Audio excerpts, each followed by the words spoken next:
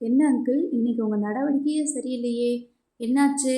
ஏதோ சந்தோஷத்துலேயும் இருக்கிறீங்க. அதே மாதிரி இத்தனை நாளாக நீங்கள் இப்படி இருந்தது இல்லையே, இத்தனை நாளாக நான் உங்களை இப்படி பார்த்ததும் இல்லையே, என்னாச்சு, என்ன நடந்துச்சு அப்படின்னு சொல்லிட்டு நிலா கேட்கும்போதே உடனே இந்த நடேசன் இருந்துக்கிட்டு, இன்னைக்கு எனக்கு சந்தோஷமாகவும் இருக்குது, அதே மாதிரி என்ன பண்ணுறதுன்னு தெரியல அப்படின்னு சொல்லி சொல்கிறாங்க.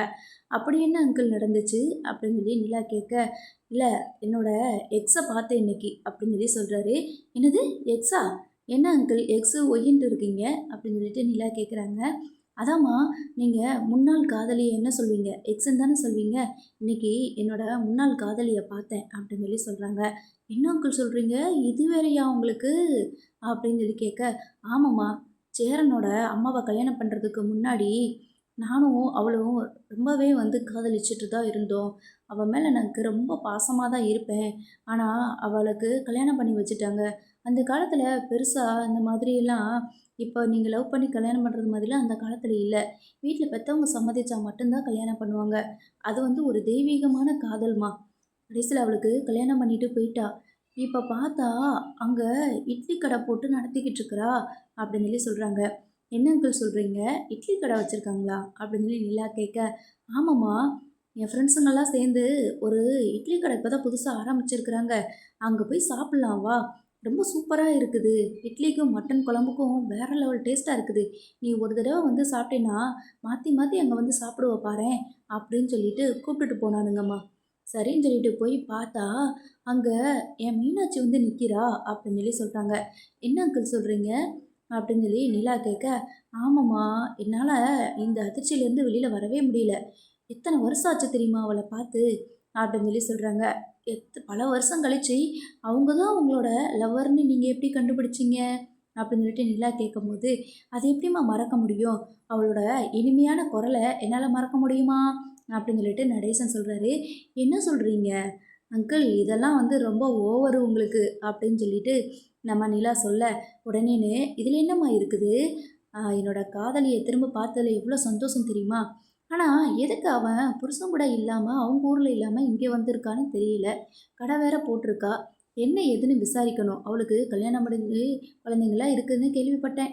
கல்யாணம் முடிஞ்சு ஒரு குழந்தைய கையில் தூக்கிக்கிட்டு இன்னொரு குழந்தைய கையில் பிடிச்சி நடந்து கூட்டிகிட்டு வந்தா. அப்போ பார்த்ததான், அதுக்கப்புறம் நான் அவளை பார்க்கவே இல்லை. இப்போ தான் மறுபடியும் அவள் குரலை வச்சு தான் பார்த்தேன் அப்படின்னு சொல்லி சொல்கிறாங்க. சரிதான் அங்கிள், உங்களுக்கும் இந்த கதையெல்லாம் இருக்குதா, நீங்களும் சரியான ஆளாக தான் இருப்பீங்க போல இருக்கே அப்படின்னு சொல்லிட்டு நம்ம நிலா கலாய்க்க, உடனேன்னு அவளை பார்த்த சந்தோஷத்தில் எனக்கு என்ன பண்ணுறதுனே தெரியலம்மா. சரி, இங்கே தானே இருக்க போகிறா, இனி என்ன ஏதுன்னு கேட்டுக்கிற வேண்டிதான். எப்பவுமே என்னை பார்த்ததுமே ஏதாவது வாயடித்து பேசிக்கிட்டே இருப்பா. என்னை பார்த்ததும் அவளுக்கு அடையாளம் தெரியல போல இருக்குது. நான் அவள் வாய்ஸை வச்சு கண்டுபிடிச்சிட்டேன் அப்படின்னு நடேசனப்பா சொல்கிறாரு. ஸோ உடனே நிலா இருந்துட்டு, சரி அங்கிள், பார்த்து தேவையில்லாமல் எதுவும் பண்ணி வச்சிடாதீங்க, வயசுக்கு தக்கன வேலையை பாருங்க அப்படின்னு சொல்லி சொல்கிறாங்க. சரி சரி, அதெல்லாம் எங்களுக்கு தெரியும். என்ன எல்லாரும் சேர்ந்து கதவை மூடிட்டு என்ன பண்ணிகிட்டு இருக்கிறீங்க அப்படின்னு சொல்லிட்டு கேட்குறாங்க. பார்த்தா தெரியல, நீங்களும் டிவி பார்க்குறீங்களா, நாங்கள் எல்லோரும் படம் பார்த்துக்கிட்டு இருக்கிறோம் அப்படின்னு சொல்லி சொல்கிறாங்க. அந்த படத்தை நீங்கள் தான் பாருங்கள், நான் என்னோடய பழைய நினைவுகள், மலரும் நினைவுகளை கொஞ்சம் நேரம் நினச்சி பார்த்துட்டு அப்படியே படுத்து தூங்கிடுவேன், நீ போமா அப்படின்னு சொல்லி சொல்லிடுறாங்க. அதுக்கப்புறமா நிலா இருந்துட்டு, சரி அங்கிள், பார்த்து ரெஸ்ட் எடுங்க அப்படின்னு சொல்லிட்டு நிலா மறுபடியும் படம் பார்க்குறதுக்காக வந்துடுறாங்க. ஸோ அன்னைக்கு சீன் முடிஞ்சிருது. மறுநாள் காலையில் இப்போது நடேசன் அங்கிள் எழுந்திரிக்கவே இல்லை. நம்ம நிலா இருந்துட்டு, ஐயோ இவருக்கு என்னாச்சு அப்படின்னு சொல்லிட்டு வெளியில் சேரண்ணா, அண்ணா இங்கே பாருங்களேன், அங்கிள் எழுந்திரிக்கவே மாட்டேங்கிறாரு, இங்கே வாங்களேன் அப்படின்னு சொல்லிட்டு கூப்பிட்றாங்க. என்ன பண்ணிலா, என்ன சொல்கிற அப்படின்னு சொல்லிட்டு வேகமாக போய், என்னாச்சு அங்கிள், என்னாச்சு அப்படின்னு சொல்லிட்டு நிலா எழுப்பிட்டே இருக்கும்போது சேரனை அப்பா எழுந்திரிங்கப்பா எழுந்திரிங்கப்பா அப்படின்னு சொல்லும்போது நடேசன் வேகமாக எழுந்திரிச்சிடறாரு. ஐயோ என்னாச்சுடா அப்படின்னு சொல்லிட்டு வேகமாக பதறிக்கிட்டே இருந்துக்கிறாரு. என்ன அங்கிள், இவ்வளோ நேரம் நான் எழுப்பிக்கிட்டே இருக்கிறேன் உங்களை, நீங்கள் எழுந்திருக்கவே மாட்டேங்கிறீங்க, என்னாச்சு அங்கிள், உடம்புக்கு எதுவும் சரியில்லையா அப்படின்னு சொல்லிட்டு கேட்குறாங்க. அதெல்லாம் ஒன்றும் இல்லைம்மா, கொஞ்சம் நேரம் அப்படியே அசந்து தூங்கிட்டேன், காலையில் இவ்வளோ நேரம் தூங்கியிருக்க மாட்டேன் நான் எப்பயும், கொஞ்சம் உடம்புக்கு சரியில்லையா என்னன்னு தெரியல, நல்லா தூக்கம் வருது, அந்த வானதி வேற மெடிக்கல்லேருந்து அந்த மாத்திரை சாப்பிடுங்க இந்த மாத்திரை சாப்பிடுங்கன்னு சொல்லிட்டு கொண்டு கொடுத்தாளா, அந்த மாத்திரையை போட்டதுனாலே என்னன்னு தெரியல, பயங்கரமாக தூக்கம் வருதுமா அப்படின்னு சொல்லி சொல்கிறாங்க. சரி அங்கிள், நான் கூட பயந்தே போயிட்டேன். என்னடா இது எழுந்திரிக்கவே மாட்டேங்கிறீங்களே அப்படின்னு சொல்லிட்டு. அதுக்கு அந்த நடேசன் வந்துட்டு, அப்படிலாம் கவலைப்படாத மருமகளே, கூடிய சீக்கிரம்லாம் நான் போக மாட்டேன். இன்னும் நான் அனுபவிக்க வேண்டியது எவ்வளவோ இருக்கு. அதெல்லாம் அனுபவிச்சதுக்கப்புறம் தான் நான் போவேன் அப்படின்னு சொல்லி சொல்றாங்க. அது சரி, நீங்க சொல்றதும் சரிதான் அப்படின்னு சொல்லிட்டு நிலா வந்து சொல்றாங்க. அதுக்கப்புறமா இந்த நடேசன் வந்துட்டு வண்டி எடுத்துட்டு, சைக்கிள் எடுத்துட்டு அப்படியே போறாரு. போகும்போது அந்த இட்லி கடை இருக்குதா இல்லையான்னு சொல்லிட்டு பார்க்குறாங்க. அங்க வந்து கடை இல்ல. இங்கே தானே இவ கடை போட்டிருந்தா! இட்லி கடை இல்லையே! ஒருவேள நைட்டு மட்டும் தான் போடுவா போல இருக்குது. அப்ப பக்கத்துல தான் எங்கேயோ வீடு பிடிச்சு இருக்கிறா. சரி பார்ப்போம். கூடிய சீக்கிரம் அது என்ன ஏதுன்னு விசாரிப்போம். அப்படின்னு சொல்லிட்டு அப்படியே வந்து நடேசன் டீ கடை பக்கமா போயிறாரு. இப்போ நம்ம நிலா இருந்துட்டு அவங்களோட கம்பெனிக்கு வந்துட்டு போறாங்க. அப்ப திவ்யா இருந்துட்டு, சில ப்ராஜெக்ட்லாம் வந்திருக்குது நிலா. நமக்கு போட்டி வந்து அனௌன்ஸ் பண்ணியிருக்கிறாங்க. அதில போய் அந்த போட்டியில போய் சேர்ந்துக்கிட்டோம் அப்படின்னா, நம்ம கம்பெனிக்கு நல்ல பேரு. அதேமாரி பெரிய பெரிய ஆர்டர்லாம் நமக்கு கிடைக்கும். பெரிய பெரிய ஓனர்ஸ்லாம் வருவாங்க. ஆ அவங்க கிட்ட வந்து சிஇஓ எல்லாம் பார்க்குறதுக்கு நமக்கு ஒரு சான்ஸ் கிடைக்கும். நமக்கும் இது மூலியமா ஏதாவது தொழில் வாய்ப்பு வரும் அப்படின்ற மாதிரி இவங்கலாம் டிஸ்கஸ் பண்ணி பேசிட்டு இருக்கிறாங்க. இவ்வளோ பெரிய கம்பெனியெல்லாம் போட்டி போடுறாங்களே, அவங்க கூட நம்மளும் மோதிக்க முடியுமா? முடியாதுல்ல அப்படின்னு சொல்லிட்டு நிலா சொல்லும்போது, திவ்யா இருந்துட்டு, "என்ன நிலா இப்படி சொல்ற? நீ இருக்கிற தைரியத்தில தான் நான் வேற அப்ளை பண்ணி விட்டேன்" அப்படின்னு சொல்லி சொல்லும்போது, "எதுக்கு நீ அப்ளை பண்ணிட்டியா? என்ன திவ்யா?" அப்படின்னு சொல்லிட்டு கேட்குறாங்க. "ஆமா நிலா, அதுக்கு தான் நான் அப்ளை பண்ணி விட்டேன்" அப்படின்னு சொல்லி சொல்றாங்க. "இல்ல ஒரு வேள இந்த டெண்டர் ஓகே ஆச்சு அப்படின்னாலுமே, அதுக்கு நிறைய நம்ம செலவு பண்ணணுமே" அப்படின்னு சொல்லி சொல்றாங்க. "அதெல்லாம் பார்த்துக்கலாம் நிலா. எல்லாமே வந்து அவங்க குடுத்துருவேன் அப்படின்னு தான் சொல்லியிருக்கிறாங்க. ப்ராஜெக்ட் மட்டும் ஓகே பண்ணா போதும். டிசைன் மட்டும் ஓகே பண்ணா போதும் அப்படின்னு சொல்லி சொல்லியிருக்காங்க. மிச்சதெல்லாம் நம்ம பார்த்துக்கலாம். நீ கவலைப்படாத அப்படின்னு சொல்லிட்டு நிலாக்கிட்ட வந்து சொல்றாங்க. எனக்கு தேவை நல்ல ஒரு டிசைனா பார்த்து எனக்கு செஞ்சு கொடு. அது மட்டும் போதும். இவங்க சில இன்ஸ்ட்ரக்ஷன்லாம் குடுத்துருக்காங்க பாரு. அத பேஸ் பண்ணி எப்படியாவது எனக்கு ரெடி பண்ணி குடுத்துரு அப்படின்னு சொல்லிட்டு நிலா வந்து திவ்யா வந்து நிலா கிட்ட சொல்ல, "சரி ஓகே நான் ட்ரை பண்ணுறேன்" அப்படின்னு சொல்லி சொல்லியிருக்காங்க. அதுக்கப்புறமா வீட்டுக்கு நம்ம நிலா வந்து நடந்து வந்துக்கிட்டு இருக்கும்போது, ஒரு பாட்டி வந்துட்டு அ ஒரு பாட்டியும் தாத்தாவும் நடந்து வராங்க. அவங்க வந்து தெரியாம அந்த பாட்டி வந்து அப்படியே மயங்கி கீழ விழுகுறாங்க. "ஐயோ! பாட்டி" அப்படின்னு சொல்லிட்டு வேகமா போய் நிலா வந்து தூக்கி விடுறாங்க. "என்னாச்சு? பாட்டிக்கு என்னாச்சுன்னு?" சொல்லிட்டு வேகமா வாட்டர் பாட்டில்ல இருக்கிற தண்ணி எடுத்து முகத்துல தெளிக்கிறாங்க. "என்னாச்சு சொல்லுங்க தாத்தா? பாட்டிக்கு உடம்புக்கு சரியில்லையா?" அப்படின்னு சொல்லிட்டு கேட்குறாங்க. "ஆமாம்மா, கொஞ்சம் உடம்புக்கு சரியில்ல போல இருக்கு. இப்போ தான் எங்களுக்கு ஹாஸ்பிட்டல் போகிறதுக்கு காசு பணம் இல்ல. அதனால என்ன பண்ணுறதுன்னே தெரியலம்மா" அப்படின்னு சொல்லி சொல்கிறாங்க. "வாங்க வாங்க தாத்தா, வாங்க பாட்டி, நான் ஹாஸ்பிட்டலுக்கு கூட்டிகிட்டு போகிறேன்" அப்படின்னு சொல்லி சொல்கிறாங்க. "இல்லைம்மா, ஹாஸ்பிட்டலில் ஃப்ரீயாக வைத்தியம் பார்க்க மாட்டாங்கம்மா. நீ இருக்கட்டும்மா, நான் பார்த்துக்கிறேன். அப்போ கொஞ்சம் சாப்பிடலையா, அதனால தான் மயக்கம் வந்துருச்சு" அப்படின்னு சொல்லும்போது, நிலா இருந்துட்டு, "இருங்க முதல்ல உங்களுக்கு சாப்பாடு வாங்கிட்டு வந்து தரேன்" அப்படின்னு சொல்லிட்டு சாப்பாடு வாங்கிட்டு வந்து கொடுக்குறாங்க. அவங்கள சாப்பிட வைக்கிறாங்க. அதுக்கப்புறமா, "இப்படியே விட்டுட்டு போக முடியாது தாத்தா, வாங்க பாட்டி வாங்க, உங்களை வந்து நான் ஹாஸ்பிட்டலுக்கு கூட்டிகிட்டு போகிறேன்" அப்படின்னு சொல்லிட்டு அவங்க வந்து நம்ம வானதியோட கிளினிக் ஹாஸ்பிட்டல், அதாவது மெடிக்கல் பக்கத்தில் இருக்கிற கிளினிக்கு வந்து கூட்டிகிட்டு போகிறாங்க. அங்கே போயிட்டு வானதி வந்துட்டு, "என்னாச்சுக்கா? யாருக்கு அந்த தாத்தாவும் பாட்டியும் யார்?" அப்படின்னு சொல்லிட்டு கேட்குறாங்க. இவங்க வந்து தெரியலப்பா, தெரியல வானதி, நான் நடந்து வந்துகிட்டு இருக்கும்போது பாட்டி அப்படியே அப்படியே மயக்கம் போட்டு விழுந்துட்டாங்க" அப்படின்னு சொல்லி சொல்கிறாங்க. "ஓ அப்படியா?" அப்படின்னு சொல்லிட்டு, "டாக்டர் இருக்கிறாருக்கா, கூட்டிகிட்டு போங்கக்கா" அப்படின்னு சொல்லிட்டு நம்ம பேசிகிட்டு இருக்கும்போது கரெக்டாக டாக்டர் வந்து வந்துடுறாரு. என்னாச்சு என்னாச்சு அப்படின்ட்டு கேட்குறாங்க. "இல்லை, தாத்தாவும் பாட்டியும் நடந்து போயிட்டுருந்தாங்க. அப்போ நான் எதுக்கு நடந்து வந்துட்டு இருந்தேன். பாட்டி அப்படியே மயங்கி விழுந்துட்டாங்க. கொஞ்ச நேரம் அவங்களுக்கு சாப்பாடு வாங்கி கொடுத்துட்டு முகத்துல தண்ணி தெளித்து எழுப்பிவிட்டேன். அதுக்கப்புறம் தான் சாப்பாடு வாங்கி கொடுத்தேன். அவங்க சாப்பிட்டதுக்கப்புறமா எப்படியாவது ஹாஸ்பிட்டலுக்கு கூட்டிகிட்டு வந்துடணும்னு சொல்லி கூட்டிகிட்டு வந்துருக்கிறேன். அவங்களுக்கு கொஞ்சம் என்ன ஏதுன்னு கொஞ்சம் பார்க்க முடியுமா டாக்டர்" அப்படின்னு சொல்லி சொல்கிறாங்க. சரி ஓகே" அப்படின்னு சொல்லிட்டு வேகமா வந்து அவர் வந்து செக் பண்ணுறாரு. செக் பண்ணி பார்த்துட்டு, "வயசான காலத்தில் எல்லாருக்குமே வரக்கூடிய ஸ்ட்ரெஸ்ஸு தான். மற்றபடி வேறு ஒன்றும் இல்லை பாட்டி.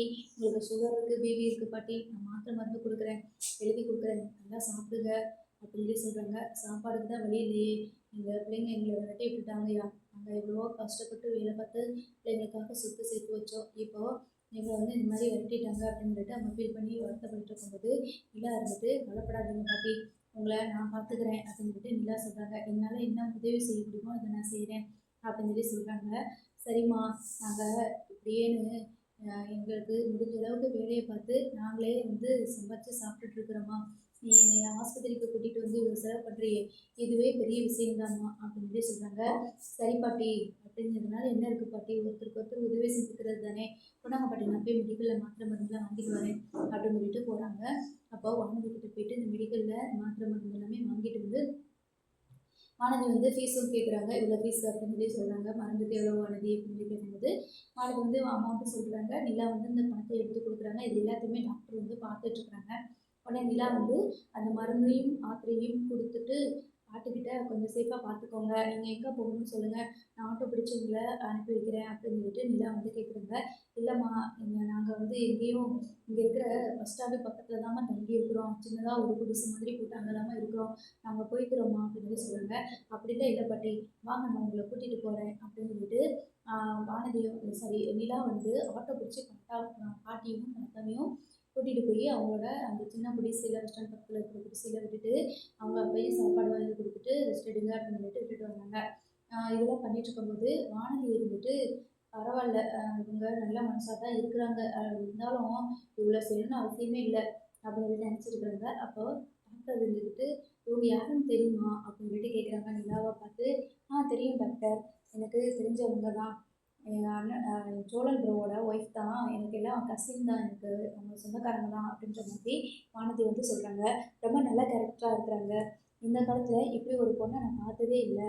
ரொம்ப நல்லா கேரக்டர். அவங்களுக்கு வந்து கூட்டிகிட்டு வந்து சாப்பாடு வாங்கி கொடுத்தது மட்டும் இல்லாமல் ஹாஸ்பிட்டலில் வந்து ட்ரீட்மெண்ட் எடுத்து திரும்பவும் அவங்களோட இடத்துலையே கொண்டு போய் விட்டுட்டு வர்ற அளவுக்கு ரொம்ப பொறுமையாகவும் ரொம்ப கேரிங்காகவும் இருக்கிறாங்க. நல்ல பர்சனாக இருக்காங்க. இவங்கள மாதிரி பார்க்குறது ரொம்ப ரேர் தான் இப்போல்லாம் அப்படின்னு சொல்லிட்டு நிலாவை இந்த டாக்டர் புகழ்ந்து பாடிக்கிட்டு இருக்கிற உடனே இந்த வானதிக்கு பயங்கரமாக கடுப்பாகுது.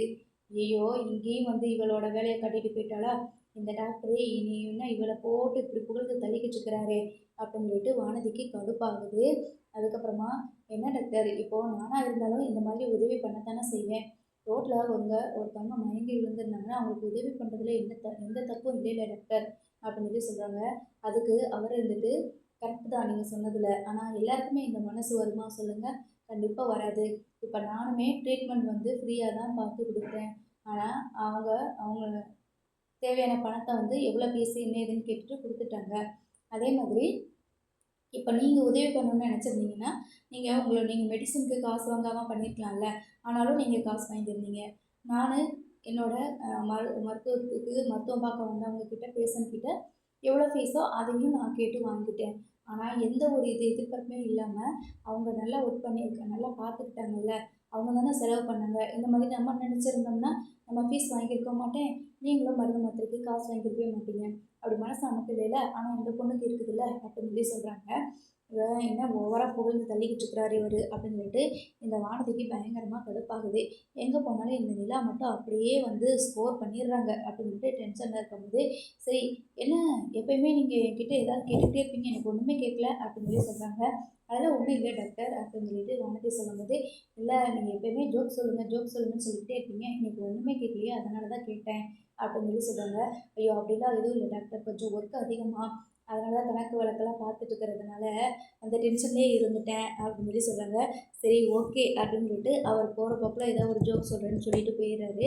அப்பையும் வானதி வந்துட்டு வாய் விட்டு சிரிக்காமல் மனசுக்குள்ள வந்து நிலாவை இந்த டாக்டர் பாராட்டிட்டாரே, எங்கே போனாலும் அவள் தானே ஸ்கோர் பண்ணுறா அப்படின்ற கடுப்பில் வந்து நின்றுட்டுருக்குறாங்க. அதுக்கப்புறமா சரி ஓகே வந்து நான் போயிட்டு வரேன் கிளம்புறேன்னு சொல்லிட்டு டாக்டர் வந்து கிளம்பிடுறாரு. அந்த நேரம் கரெக்டாக பாண்டி வராங்க. பாண்டி வந்ததுமே வானதி முகத்தில் ஈயாட்டில் அப்படியே சிடு சிடுன்னு இருக்கிறாங்க. என்னாச்சு வானதி, டாக்டர் கிளம்பிட்டாரா அப்படின்னு சொல்லிட்டு கேட்குறாங்க. கிளம்பிட்டாரு, இப்போ தான் போகிறாரு அப்படின்னு சொல்லி சொல்கிறாங்க. என்ன இன்னைக்கு ஒரு மாதிரியாக இருக்கிற, எப்பயுமே நான் வந்தால் ஏதாவது ஜோக் சொல்லிக்கிட்டே இருப்பியே, டாக்டர் அதை சொன்னார், டாக்டர் இதை சொன்னாருன்னு சொல்லிட்டு இன்றைக்கி ஏன் இப்படி இருக்க அப்படின்னு சொல்லிட்டு கேட்குறாங்க. அதுக்கு வானதி இருந்துக்கிட்டு அதெல்லாம் ஒன்றும் இல்லை, உங்கள் அன்னைக்கு நல்லா நடிக்க தெரியுது அப்படின்னு சொல்லி சொல்கிறாங்க. அன்னைக்கு நடிக்க தெரியுதா, அவங்க என்ன இங்கே வந்தாங்களா அப்படின்னு சொல்லிட்டு கேட்குறாங்க. ஆமாம் வந்தாங்க, ஒரு வயசான பாட்டியும் தாத்தாவும். பாட்டி வந்து ஏதோ கீழே விழுந்துட்டாங்களாம், அவங்கள கூப்பிட்டுட்டு ஹாஸ்பிட்டலுக்கு வந்தது மட்டும் இல்லாமல் அவங்களுக்கு மருந்து மாத்திரை எல்லாத்தையும் வாங்கி கொடுத்து திரும்பவும் அவங்க வீட்லேயே கொண்டு போய் விடுறதுக்கு போயிருக்கிறாங்க. இப்படி அவங்கக்கிட்ட நல்ல பாசமாக இருக்கிற மாதிரி நல்லா நடிக்கிறாங்க அப்படின்னு சொல்லி சொன்னாங்க. இதில் என்னடி இருக்குது, இதில் நடிப்பு எங்கே இருக்குது, அவங்க உதவி பண்ணியிருக்கிறாங்க, வயசானவங்க யாரும் ஆதரவு இல்லாதவங்களுக்கு உதவி பண்ணியிருக்கிறாங்க, இது நல்ல விஷயம் தானே, இதுக்கு பாராட்டாமல் அவங்கள போட்டு கரைச்சி கொட்டிக்கிட்டு இருக்கிற அப்படின்னு சொல்லிட்டு பாண்டி வந்து சொல்ல, ஏன் பேச மாட்டேன், சும்மாவே நீ அவங்க தலைமையில தூக்கி வச்சு ஆடிக்கிட்டு இருப்ப, இப்போ இந்த டாக்டர் என்னடான்னா, அவரும் அந்த நிலாவை பயங்கரமாக புகழ்ந்து தள்ளிட்டு போகிறாரு. எல்லாருக்குமே வந்து உதவி பண்ணணும்னு மனசு இருந்தா இல்லை உதவி பண்ணணும்னு நினச்சாலும் அதுக்குன்னு ஒரு மனசு வேணும். இப்போ ஃபீஸ் வாங்காமல் நான் ஃப்ரீயாக வைத்தியம் பார்த்துருக்கலாம். நீங்களும் ஃபீஸ் வாங்காமல் மருந்து மாத்திரையே கொடுத்துருந்துருக்கலாம். ஆனால் நம்ம 2 பேரும் பண்ணாததை அந்த பொண்ணு பண்ணிட்டாங்கல்ல. ஃப்ரீயா தானே அவங்களுக்கு வந்து ட்ரீட்மெண்ட் பார்த்து குடுத்துருக்காங்க. அதேமாரி திருப்பி கொண்டு போய் அவங்க வீட்ல விட போறாங்க.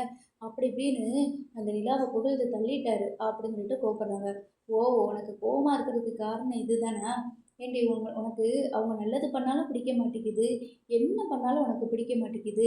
அப்படின்னு சொல்லிட்டு பாண்டி வந்து இந்த வானதிய திட்ட, அதெல்லாம் கிடையாது. எல்லார்கிட்டயும் நல்ல பேர் வாங்கணும். எல்லாரும் தன்னைய தான் தலை மேல தூக்கி வச்சு ஆடணும்னு சொல்லிட்டு இந்த நிலா ஓவரா நடிச்சுக்கிட்டு இருக்கிறாங்க. அப்படியே தனி குடித்தனமாவது போய் தொலைஞ்சிருக்கலாம் அப்படின்னு சொல்லிட்டு சொல்லிட்டு இருக்காங்க.